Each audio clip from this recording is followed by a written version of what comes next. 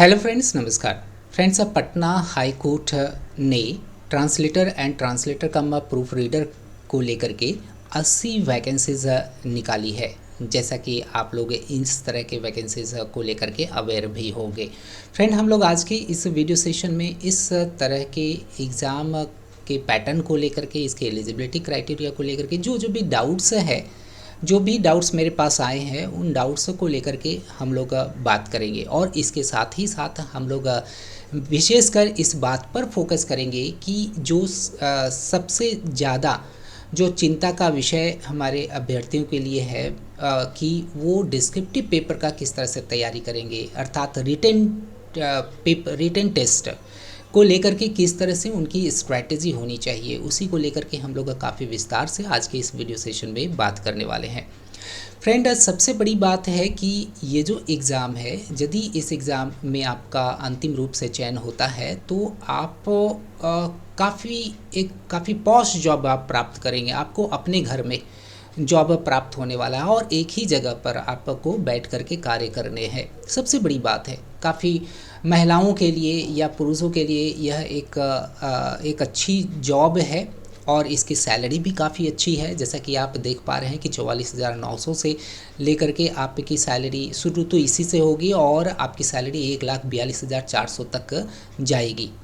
और इसमें एज को लेकर के और एजुकेशनल क्वालिफ़िकेशन को लेकर के काफ़ी रिलैक्सेशन प्रोवाइड किया गया है और वैकेंसीज भी 80 की संख्या में है, जो कम नहीं है। जो भी कैंडिडेट्स इस एग्ज़ाम को लेकर के पॉजिटिव होते हैं तो उनके लिए अभी भी समय है कि इस एग्ज़ाम के फॉर्म को अवश्य फिल करेंगे, किसी भी तरह का नेगेटिविटी मन में ना रखते हुए। यदि आप अच्छी तैयारी करेंगे तो आपका चयन तो होगा ही होगा।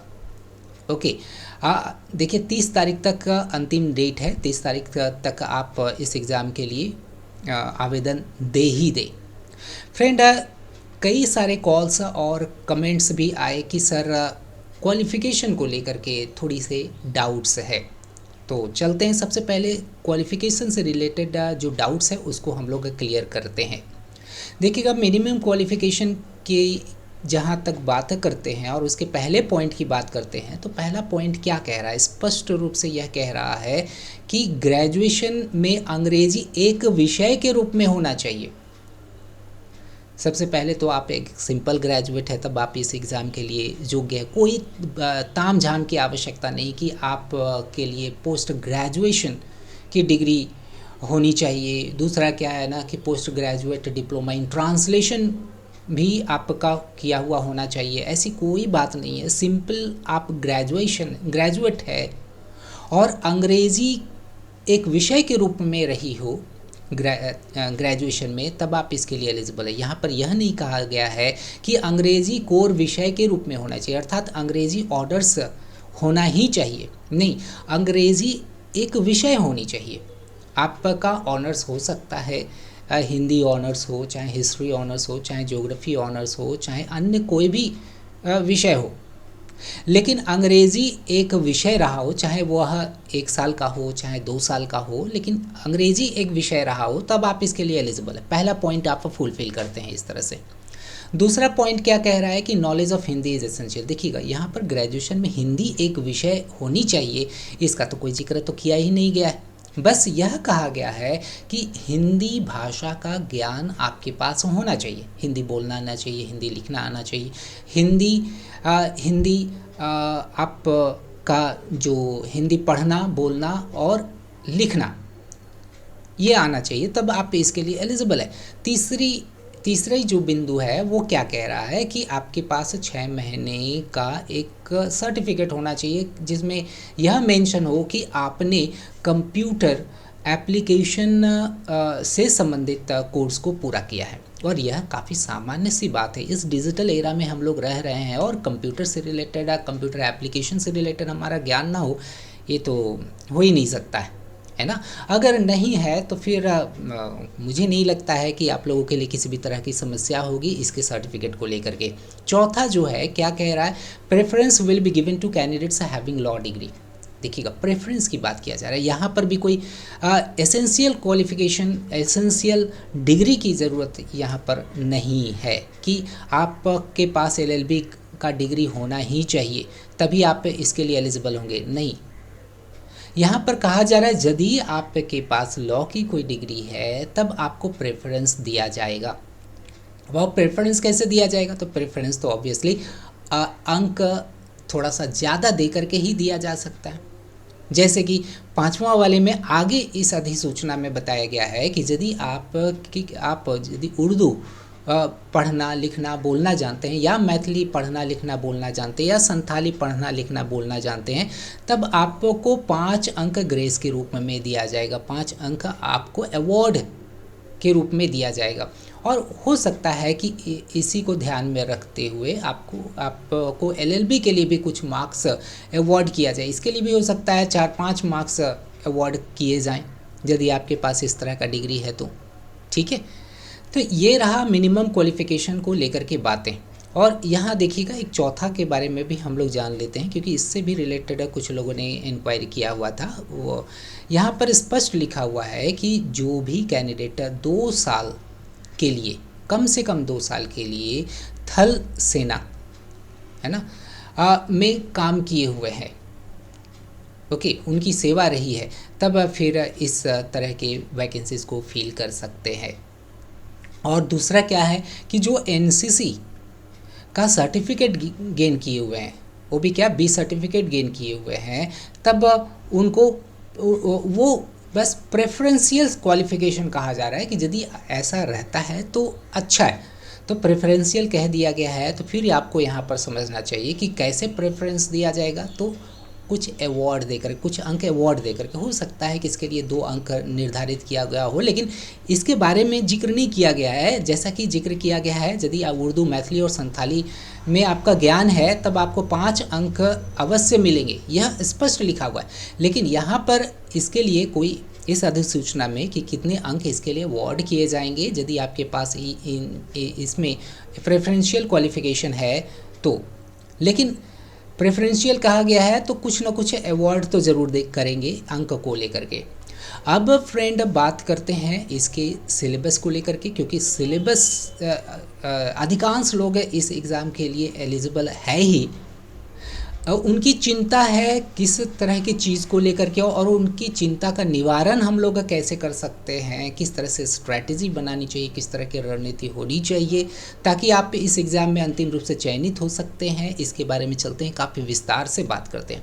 फ्रेंड, यदि हम लोग इसके सिलेबस की बात करते हैं तो हम लोग देखते हैं कि दो पार्ट्स में यहाँ पर एग्ज़ाम को बांटा गया है। एक है ऑब्जेक्टिव टाइप एमसीक्यू बेस्ड एक एग्ज़ाम होगी, और दूसरा होगा डिस्क्रिप्टिव पेपर होगा। डिस्क्रिप्टिव पेपर और एमसीक्यू के बीच में 15 मिनट का गैप मिलेगा, और इस बीच में क्वेश्चन पेपर का क्वेश्चन बुकलेट का डिस्ट्रीब्यूशन होगा इस डिस्क्रिप्टिव पेपर के लिए, ओके। और जो पहला जो पेपर है एमसीक्यू बेस्ड पेपर है, उसमें 3 आपके सब्जेक्ट्स रहेंगे। जनरल इंग्लिश जो 30 अंक के रहेंगे, जनरल हिंदी 30 अंक के रहेंगे, general awareness and legal knowledge ये 20 अंक के रहेंगे। अब यहाँ पर जानना है कि जनरल इंग्लिश में आप लोगों को क्या करना है, हिंदी में क्या करना है, और जनरल अवेयरनेस में किस तरह के प्रश्न रहेंगे। फ्रेंड, इस चीज़ को जाने कि जनरल इंग्लिश की जहाँ तक बात है तो इसमें आप वही चीज़ पढ़ेंगे, वही चीज़, उन्हीं चीज़ों को लेकर के खुद को तैयार करेंगे जैसा कि आप एसएससी में आप देखते हैं, या एसएससी जीएसटी में जिस तरह के पेपर रहते हैं, जिस तरह के एग्ज़ाम पैटर्न होते हैं, आपको वही कॉमन एरर्स पढ़ने हैं, एंटोनिम्स पढ़ने हैं, सिनोनिम्स पढ़ने हैं, वन वर्ड सब्स्टिट्यूशन पढ़ने हैं।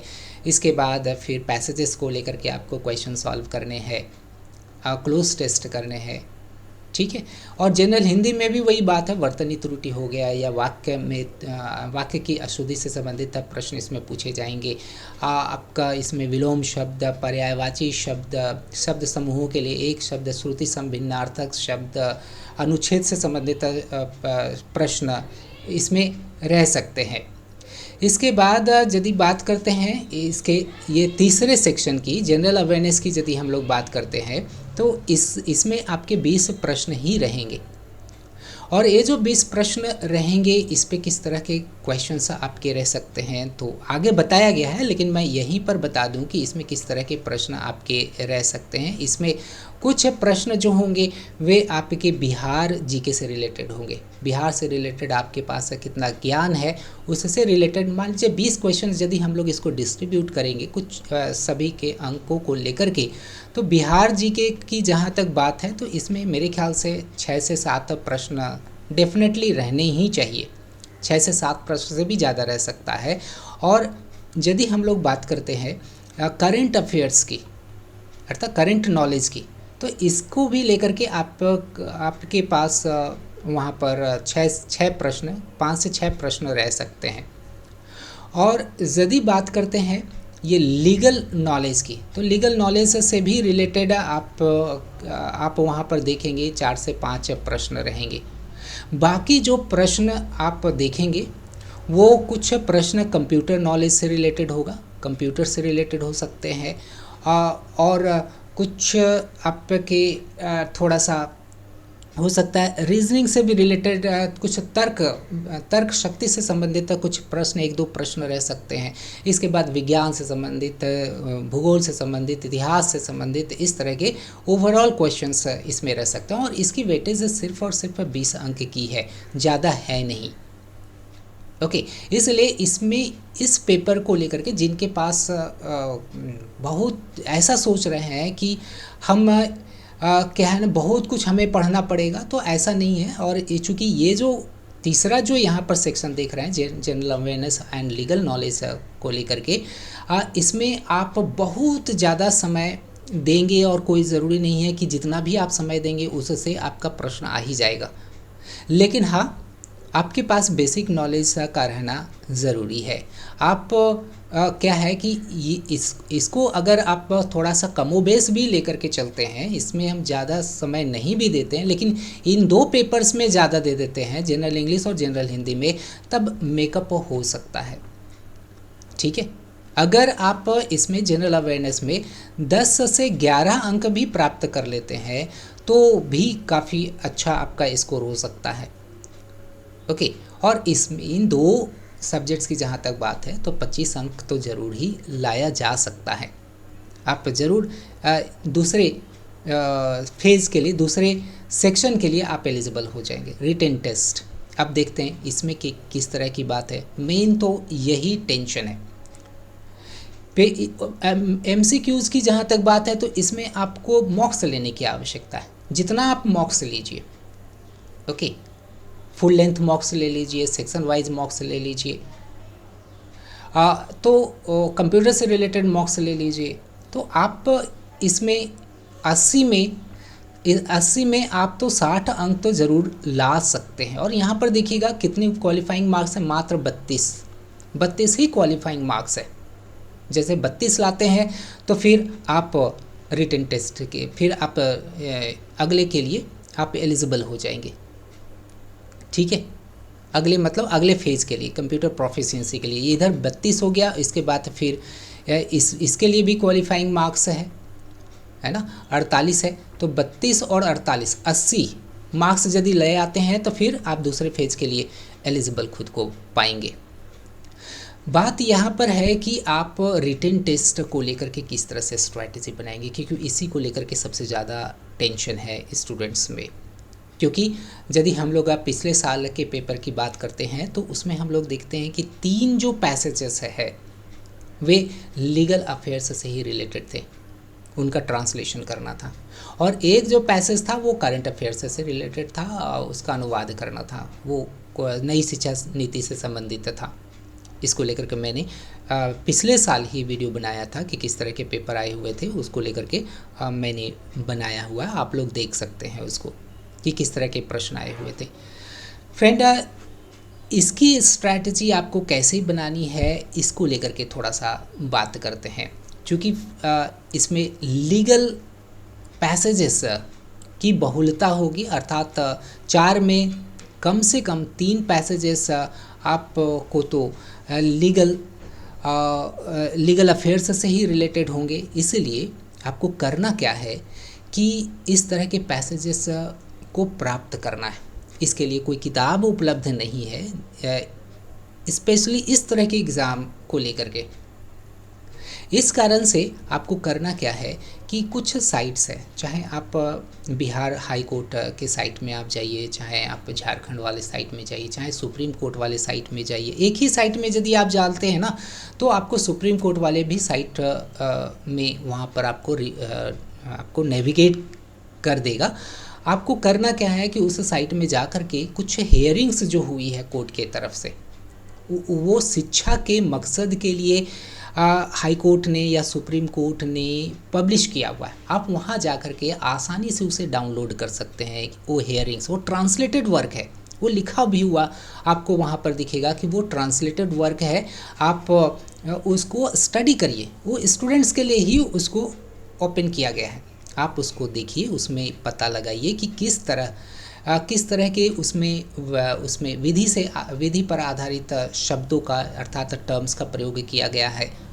और फिर थोड़ा एक्सप्लोर करिए, डिक्शनरी देखिए। फिर आप क्या करिए कि आप थोड़ा सा गूगल भी करिए और फिर वहाँ से पैसेज को उठाइए, एक एक पैराग्राफ को उठाइए और उसको ट्रांसलेट करने का प्रयास करिए। और ऐसे कई सारे आपके पोर्टल्स भी मिल जाएंगे जहाँ पर हर तरह के जो भी देश में जो चल रहा है या बिहार में जो चल रहा है, किस तरह से कानून से लेकर के या वहाँ पर हेयरिंग्स को लेकर के या प्रोसीडिंग्स को लेकर के किस तरह के कार्यविधि चल रहे हैं, उसको लेकर के आप कई सारे पोर्टल्स देख सकते हैं। वहाँ से भी आप पैसेजेस को उठा सकते हैं और उसका ट्रांसलेशन करिए। लेकिन मेन मुद्दा यहाँ ठहर जाता है कि आप जो भी ट्रांसलेशन करेंगी वो आप खुद तो इवैल्यूएट नहीं कर पाएंगे, है ना। इसके लिए इवैल्यूएशन की ज़रूरत पड़ेगी कि आपने जो ट्रांसलेशन किया है वो किस हद तक सही है, कितना अंक अर्जित करने के लायक है। 30 अगर एक पैसेज के लिए, एक ट्रांसलेशन पैसेज के लिए 30 अंक निर्धारित है। अब 30 अंक में आपका जो ट्रांसलेटेड वर्क है वो कितना के लायक है, 10 अंक के लायक है, 12 अंक के लायक है या 25 अंक के लायक है, ये तो निर्धारित तो कोई अनुभवी ही करेंगे ना, जिनके पास जानकारी है, जिनके पास लीगल टर्म्स, जिनके पास लीगल नॉलेज है, जो कोर्ट के कैंपसेस में जो यूज़ होते हैं उनके पास जानकारी है, तो वो आपके ट्रांसलेटेड वर्क का इवैल्यूएशन कर सकते हैं अच्छी तरह से। तो ये समस्या आ सकती है। ऐसी स्थिति में क्या करना है आपको, यदि आपके पास ऐसे कोई व्यक्ति है, सीनियर है, तो आप उनसे अपना ट्रांसलेटेड वर्क का इवैल्यूएशन करवा सकते हैं। और इस तरह से आप जो भी गलतियां कर रहे हैं उसको लेकर के आपको अवेयर रहना है। लेकिन मैं तो कहूँगा कि आपके पास मात्र 2 महीने का ही समय बचा हुआ है, और 2 महीने अर्थात मुझे लगता है कि सितंबर में या अक्टूबर के फर्स्ट वीक में एग्ज़ाम हो ही जाएगा। और इतने कम समय में आप गूगल करेंगे, आप कहीं से ट्रांसलेशन के पैसेज को उठाएंगे, आपको MCQ बेस्ड भी तैयारी करना है, फिर डिस्क्रिप्टिव पेपर की भी तैयारी करना है ना। तो ये थोड़ा डिले वाला प्रोसेस है। ऐसी स्थिति में अच्छा होगा कि आप किसी कोचिंग सेंटर से जुड़ जाएंगे, किन्हीं अनुभवी शिक्षक से आप जुड़ते हैं तो आपका जो प्रोसेस है, ये चयनात्मक प्रोसेस में आप भी खुद को शरीक कर सकते हैं और आप भी उस लाइन में खड़े खुद को पाएंगे और हो सकता है आपका अंतिम रूप से चयन हो जाए। ठीक है। खैर, आपको करना क्या है, डेली बेसिस में आप नहीं भी ज्वाइन करते, यदि आपके पास वो इस तरह की सुविधाएं नहीं है, तो मैं कहूँ आपको सजेस्ट करूँ कि हर दिन आपको कम से कम 30 से 40 विधि पर आधारित शब्दों को लर्न तो करना ही करना है। और साथ ही साथ जो भी आप लीगल टर्म्स को लर्न कर रहे हैं या लीगल मैगजीन्स को लर्न कर रहे हैं, उसको लेकर के आपको वाक्य भी बनाना है, या वाक्य में उसका प्रयोग किस तरह से किया जा सकता है उसको लेकर के आपको एक्सप्लोर करना पड़ेगा। और ऐसी स्थिति में मुझे लगता है कि या तो शिक्षक या तो आपका गूगल आपकी मदद कर सकता है। तो 2 में से किसी एक की आप मदद लेकर के आप इस परीक्षा की तैयारी कर सकते हैं, यदि आप किसी भी शिक्षक का गाइडेंस नहीं लेना चाहते हैं तो। ठीक है। तो 30 से 40 आपको लीगल टर्म्स कम से कम करना है, इससे ज़्यादा आप जितना कर सकते हैं उतना अच्छा होगा। और दूसरी क्या बात है कि ट्रांसलेशन पैसेजेस पर डे आपको कितना करना चाहिए, तो कोशिश करिए कि लीगल पैसेजेस में 2 जो पैसेज है वह आप हिंदी से अंग्रेजी करिए, और 2 पैसेज है वो आप अंग्रेजी से हिंदी करिए। अर्थात हर दिन यदि आप 4 पैसेजेस को लेते हैं तो मुझे लगता है कि एग्ज़ाम के डेट तक आपके पास इतना ज़्यादा नॉलेज आ जाएगा कि आपको लीगल टर्म्स को लेकर के किसी भी तरह की कोई परेशानी नहीं होगी। वो सोच डेवलप हो जाएगा जिस सोच की अपेक्षा रहती है एग्ज़ामिनर की। तो फ्रेंड, जैसा कह रहे हैं वैसा ज़रूर करिए, देखिएगा डेफिनेटली ये हो जाएगा। तो कौन कौन सी चीज़ें करना है आपको, 30 से 40 जो लीगल टर्म्स है हर दिन करना है, और 4 पैसेजेस का आपको ट्रांसलेशन के लिए जुगाड़ करना है। और जो भी आप ट्रांसलेशन करते हो उसका इवैल्यूएशन इन दोनों ही चीज़ों से ज़्यादा ज़रूरी हो जाता है। आपको इसके लिए सोचना होगा, जो भी इसके लिए भरे हैं तो ठीक है। अब बात करते हैं इसके दूसरे फेज़ की। पहला फेज़ में तो ये हो गया MCQ बेस्ड क्वेश्चन, और उसके बाद डिस्क्रिप्टिव सेक्शन हो गया। इसके बाद कंप्यूटर प्रोफिशिएंसी टेस्ट। अब इसको लेकर के कुछ लोगों ने थोड़ी सी आशंका जाहिर किया कि सर कैसे करेंगे टाइपिंग, किस तरह का टाइपिंग पूछा जाएगा। तो फ्रेंड, एक कंप्यूटर टाइपिंग है, यहाँ पर स्पष्ट रूप से कह दिया गया है कि कंप्यूटर टाइपिंग आपको हिंदी में करना, अंग्रेज़ी में नहीं है, हिंदी में। लेकिन मैं बता दूं कि यदि आप अंग्रेज़ी में टाइपिंग अच्छी तरह से कर लेते हैं तो क्या है कि आपको टाइपिंग करने में किसी भी तरह का कोई दिक्कत नहीं होने वाला है। देखिए, यहाँ पर इसी को लेकर के यहाँ पर बात की गई है कि आपको 20 शब्द प्रति मिनट आपको मारना है वहाँ पर। ओके, की पैड से, है ना, कीबोर्ड की मदद से आपको 20 वर्ड्स को फीड करना है। अब कौन सा आपको कीबोर्ड का लेआउट रखना पड़ेगा? क्या आपका वो जिस तरह से हम लोग मोबाइल में यूज़ करते हैं, अंग्रेज़ी का कीज़ दबाते हैं तो क्या वहाँ पर हिंदी लिखता है, क्या इसी तरह से वहाँ पर होगा क्या? नहीं, इस तरह का नहीं रहेगा। वहाँ पर आपका इंस्क्रिप्ट कीबोर्ड जो कि सरकार के द्वारा यह एक्सेप्टेबल है, सरकारी यह कीबोर्ड का लेआउट है, इंस्क्रिप्ट, इसको आपको इंस्टॉल करना है। मैं दे दूँगा, इसका लिंक दे दूँगा जहाँ पर आप जा कर के इस तरह के कीबोर्ड को आप अपने कंप्यूटर या लैपटॉप में इंस्टॉल कर सकते हैं और इस पर आप अभ्यास कर सकते हैं। ठीक है, तो ये चीज़ आपको करना है, इसको इंस्टॉल करना है और इंस्टॉल करके उस पर आपको अभ्यास करना है। और इसके अभ्यास के लिए मुझे नहीं लगता है कि 10 से 15 दिन से ज़्यादा लगेगा, बशर्ते कि आप यदि अंग्रेज़ी टाइपिंग पहले से आपको मालूम है तो 10 से 15 दिन भी नहीं लगेगा। 6 से 7 दिन में आप पूरी तरह से स्पीड पकड़ चुके रहेंगे, 20 शब्द तो आराम से मार सकते हैं। ओके, नहीं तो इंस्क्रिप्ट कीबोर्ड लेआउट अगर आपने इस पर अभ्यास नहीं किया है तो रेमिंगटन गेल कीबोर्ड लेआउट को इंस्टॉल कर लीजिए और उस पर आपको अभ्यास करना है। ठीक है, तो इन दो में से कोई एक भी कीबोर्ड पर आपका हाथ बैठ गया तो फिर आप जो है इस एग्ज़ाम के लिए खुद को एक प्रबल उम्मीदवार के रूप में समझ सकते हैं। ठीक है, और जहाँ तक अन्य चीज़ों की बात है, वर्ड ये जो आपका नेक्स्ट फेज़ में ये भी एक चयनात्मक का प्रोसेस का एक अंग है, और वो है कि आपके पास MS वर्ड में प्रैक्टिकल नॉलेज होना चाहिए। इसके बाद MS एक्सेल सीट पर आप काम कर सकते हैं कि नहीं कर सकते, इंटरनेट प्रोफिशिएंसी से रिलेटेड आपके पास ज्ञान है कि नहीं, ये इसकी जहाँ तक बात है, ये जो 4 चीज़ है, या इसको लेकर के आपको क्या करना है कि किसी भी कंप्यूटर इंस्टीट्यूट को ज्वाइन कर लेना है और वहाँ पर ये चारों ही चीज़ों को लेकर के आपको सही मार्गदर्शन प्राप्त हो जाएगा।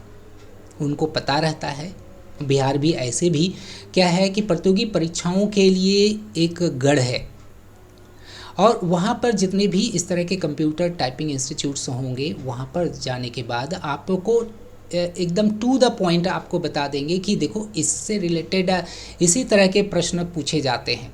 और ये चीज़ मैं आपको बता दे रहा हूँ, MS एक्सेल में इस तरह की चीज़ें आती है, ये चीज़ आपको सीख लेना है। इंटरनेट प्रोफिशिएंसी से रिलेटेड इस तरह के प्रश्न आते हैं। हो सकता है कि उस तरह के प्रश्न अगले के पास बना हुआ हो और वो आपको उसको लेकर के तैयारी करवा दे, और इस तरह से आपको इस सेक्शन में किसी भी तरह की कोई टेंशन होने वाली नहीं है।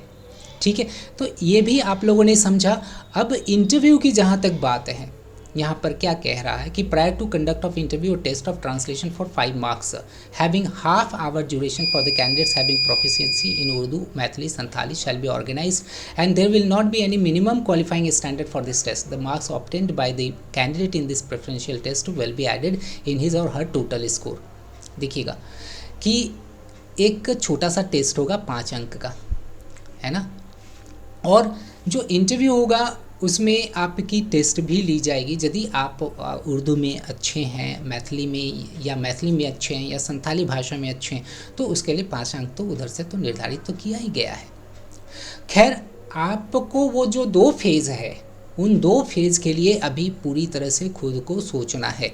उन 2 फेज़ के लिए आप खुद को पूरी तरह से पॉजिटिव कर लेते हैं, तो फिर इंटरव्यू का जो फेज़ है वो आपके लिए ऐसे ही आसान हो जाएगा। ओके, तो आशा करते हैं कि इस सेशन में आपको कुछ महत्वपूर्ण बातें सीखने के लिए मिल गई, और जितने भी तरह के डाउट्स हो सकते थे, सारे तरह के डाउट्स आपके क्लियर हो गए। फ्रेंड, आप हमसे अवश्य जुड़िएगा। इसके लिए दोनों तरह के कोर्सेज उपलब्ध है। एक तो हो गया होलिस्टिक कोर्स अर्थात कॉम्प्रिहेंसिव कोर्स, जिसमें कि आप को इसी एग्ज़ाम के लिए आपको 10 फुल लेंथ मॉक्स आपको प्राप्त हो जा रहे हैं। इसके लिए MCQ बेस्ड पेपर के लिए 10 फुल लेंथ मॉक्स अर्थात 80 क्वेश्चंस आपके पूछे जाने वाले, तो मतलब 800 क्वेश्चंस का आपको यहाँ पर कलेक्शन मिल जाएगा मॉक्स के रूप में। अब कितनों बार आप मॉक्स दीजिए। इसके बाद फिर आपको हिंदी से संबंधित, हिंदी से अलग से आपको सेक्शन वाइज और चैप्टर वाइज आपको मॉक्स मिल जा रहे हैं। अंग्रेजी से रिलेटेड आपको section wise and chapter wise mocks मिल जा रहे हैं। कंप्यूटर से रिलेटेड आपको वहाँ मॉक्स प्राप्त हो जा रहे हैं। इसके बाद फिर जीके, बिहार जीके से रिलेटेड आपको मॉक्स मिल रहे हैं। करंट अफेयर्स से रिलेटेड आपके पास स्टडी नोट्स है प्लस मॉक्स उपलब्ध है।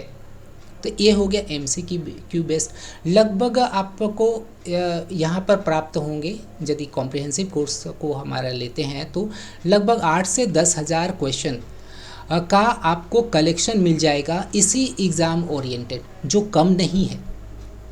ओके, और जहाँ तक है डिस्क्रिप्टिव पेपर को लेकर के, इसमें आपको क्या मिल रहा है, अभी तक लगभग 50 के करीब तो आपको लीगल पैसेजेस आंसर के साथ आपको मिल जा रहे हैं, और हर दिन आपका मॉक चल रहा है। हर दिन आपको असाइनमेंट दिए जा रहे हैं, उस असाइनमेंट को आपको लेना है हर दिन, और जो भी दिया जा रहा है लीगल ट्रांसलेशन या सामान्य तरह के ट्रांसलेशन, उसका आपको ट्रांसलेशन करके आपको भेज देना है, और उसका मूल्यांकन आप ही के एप्लीकेशन में प्राप्त हो जाएगा। और साथ ही साथ जो भी आप लीगल पैसेजेस प्राप्त करते हैं असाइनमेंट के रूप में हर दिन, उस पर लाइव क्लासेस भी आधारित होती है। यदि आप लोगों को लगता है कि उस दिए गए असाइनमेंट को लेकर के लाइव क्लास होनी चाहिए, अर्थात डाउट क्लियरेंस क्लास भी आपकी होती है लाइव क्लासेस में। आपको फिर काफ़ी सारे लीगल टर्म्स को लेकर के क्लासेस चलती है, अंग्रेजी को लेकर के क्लासेस चलती है, इसके बाद लीगल पैसेजेस को लेकर के क्लासेस चलती है। मुझे नहीं लगता है कि इससे ज़्यादा आप 2 महीने में आप इतना विस्तार से आपको अन्य किसी प्लेटफॉर्म पर प्राप्त हो पाएगा। और जो कैंडिडेट सिर्फ और सिर्फ डिस्क्रिप्टिव पेपर लेना चाहते हैं, उसके लिए भी कोर्स उपलब्ध है। आप ज़रूर देखें कोर्स का डिस्क्रिप्शन हमारे एप्लीकेशन में उपलब्ध है। आप हमारे एप्लीकेशन को आनंदम गूगल प्ले स्टोर से आप इंस्टॉल करिए। कोर्स का लिंक, एप्लीकेशन का लिंक वो डिस्क्रिप्शन में दे दिया गया है। साथ ही साथ उन साइट्स का भी लिंक्स आपके डिस्क्रिप्शन में दे दिया गया है, जो आपको इस तरह के एग्ज़ाम के प्रिपरेशन में काफ़ी सहायक सिद्ध होगा यदि आपको लीगल पैसेजेस की कमी पड़ रही है तो। ठीक है, मिलते हैं हम लोग अगले किसी अन्य फ्रूटफुल सेशन में, जहां पर आपको काफ़ी कुछ सीखने के लिए प्राप्त होगा। Wish you all the best. Thank you.